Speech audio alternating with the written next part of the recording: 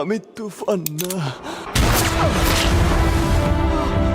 কোনো বাংলা সিনেমার শেষ ক্লাইম্যাক্স দৃশ্য কিংবা এন্ডিং সিন নিয়ে এই পরিমাণে আলোচনা হবে সিনেমা মুক্তির এতদিন পরেও এটা ছিল বাংলা সিনেমা প্রেমীদের কল্পনার বাইরে। Hey guys, welcome back to cine Sumanta. কি অবস্থা সবার? চলে আসলাম নতুন একটা ভিডিও নিয়ে। কথা বলবো তুফান সিনেমার শেষ এন্ডিং সিন কিংবা ক্লাইম্যাক্স লাস্ট যে দৃশ্যটা সেটা নিয়ে, যেটা দিয়েই শুরু হবে তুফান 2 এর কাহিনী। আজ থেকে বেশ কয়েক বছর আগে সাউথ ইন্ডিয়ান সিনেমা কিংবা বলিউড সিনেমার মোড় ঘুরিয়ে দিয়েছিল Telugu cinema Baahubali the beginner and Baahubali the conclusion. এই সিনেমা আসার পর ইন্ডিয়ান সিনেমা বিশাল এক লেভেল পৌঁছে গেছে। ইন্ডিয়ান সিনেমা, বিশেষ করে সাউথ ইন্ডিয়ান সিনেমা, এর আগে মানুষ দেখতো, খুব কম মানুষই দেখতো। বাহুবলী পুরা বিশ্বের কাছে পরিচয় করে দিছে যে সাউথ ইন্ডিয়ান সিনেমা কি। তো ওই বাহুবলী দ্য বিগিনার প্রথম পার্ট, বাহুবলীর ফার্স্ট পার্ট দেখার পরে প্রত্যেকটা মানুষের কাছে, সিনেমা প্রেমী প্রত্যেকটা মানুষের কাছে একটাই প্রশ্ন ছিল, কাটাপ্পা বাহুবলীকে কিউ মারা, মানে কাটাপ্পা বাহুবলীকে মারলো কেন? তো সেই রকম একই একটা অবস্থা কিংবা আলোচনার সৃষ্টি হয়েছে তুফান সিনেমা দেখার পরে। তুফান সিনেমার লাস্ট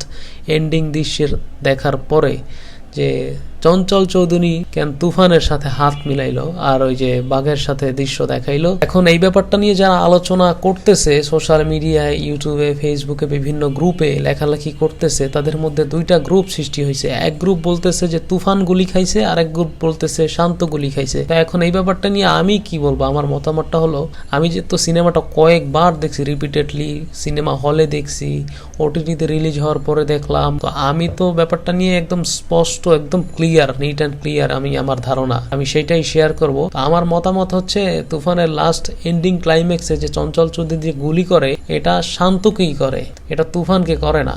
কারণ আপনারা যদি দেখেন তুফানের যে ডায়লগ, যে তুফান পোষ মানে না, পোষ মানায়, তো এই ডায়লগের সাথে ওই যে চঞ্চল চৌধুরীর কাছে যে বলে, স্যার আমি তুফান না, স্যার আমি শান্ত, মানে এই যে হার মানা, পরাজয় মানা, এটা তো তুফান ক্যারেক্টারের সাথে যায় না।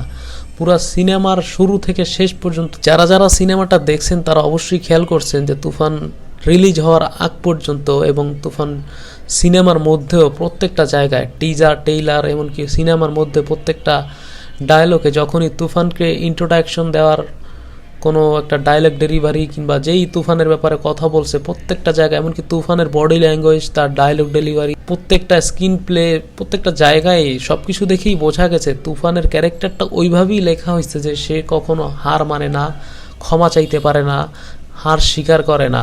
তো ওই যে চঞ্চল চৌধুরী যখন গুলি করে, যে তুফান খুব ভয় পাইছে রে গাড়ি থামাইয়া, তখন এই ব্যাপারটা তো তুফানের ক্যারেক্টারের সাথেই যায় না। ওই যে বলে যে স্যার আমি তুফান না, স্যার আমার এই সে ভুল বুঝেন না, এটা সেটা। তো আমি একদম স্পষ্ট, কারণ মিমি চক্রবর্তী যে গাড়ির নাম্বারটা বলে ওটা কিন্তু শান্তর গাড়ির নাম্বার ছিল।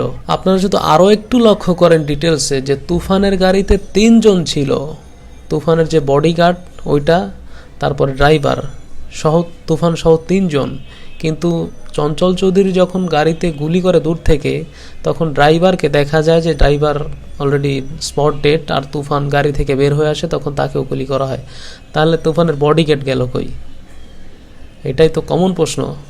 এটা তো লজিক্যাল ওয়েতে অনেকে বলতেছে যে এটা তুফানই, তাহলে তুফানের বডিগার্ডকে হাওয়া হয়ে গেল ভাই।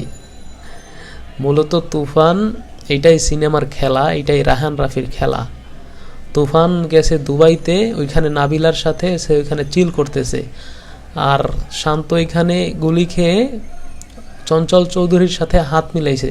এখন এইখানে যদি চঞ্চল চৌধুরী যদি তুফানের সাথে হাত মিলায়, তাহলে চঞ্চল চৌধুরীর ক্যারেক্টারে তো কোনো দামই রইল না, ভ্যালুই রইল না। ওই পুষ্পা সিনেমার মতো, যদি পুষ্পা সিনেমাটা যারা দেখছেন তারাও দেখছেন যে ফাহাদ ফাজিল যে ভিলেনটা থাকে, পুলিশ লাস্টে যারা এন্ট্রি হয়, তো সেও কিন্তু পুষ্পার সাথে একটা মিলতাল দিয়ে চলে। তো লাস্টে ক্লাইম্যাক্সে গিয়ে কিন্তু দেখে হঠাৎ করে পুষ্পা অন্য মুডে, অন্য মনস্ক হয়ে যায়, তখন ফাহাদ ফাজিলের সাথে সে দুশ্মনী শুরু করে।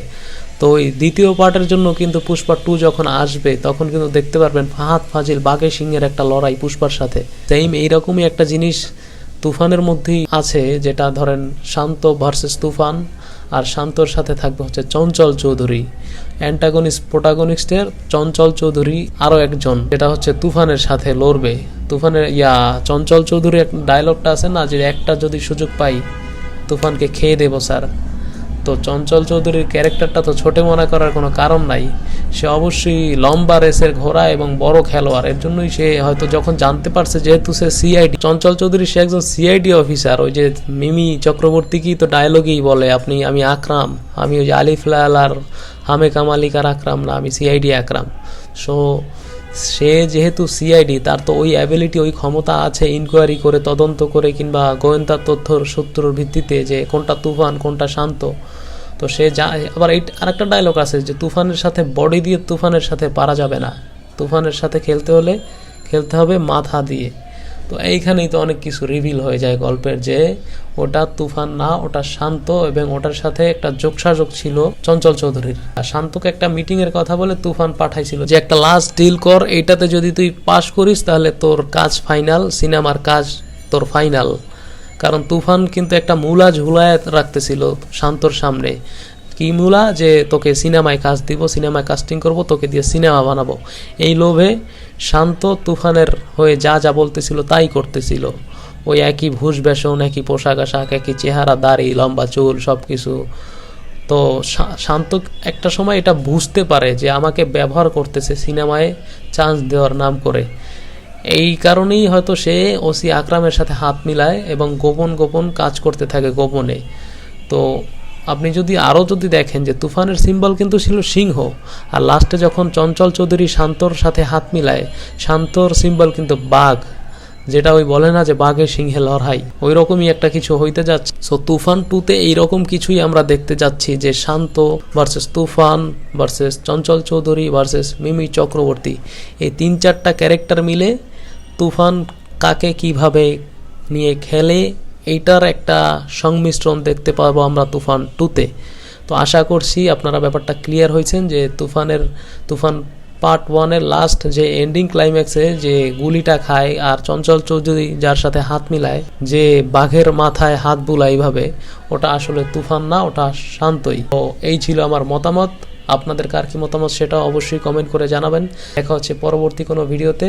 আর যারা আমার চ্যানেলটা সাবস্ক্রাইব করেন না, আমার সিনেশিমুল চ্যানেলটা সাবস্ক্রাইব করে দিন। ফেসবুক থেকে আমার ভিডিওটা যারা দেখতেছেন তারা আমার পেজটা ফলো করে দিন। দেখা হচ্ছে পরবর্তী কোনো ভিডিওতে। Till then take care, by.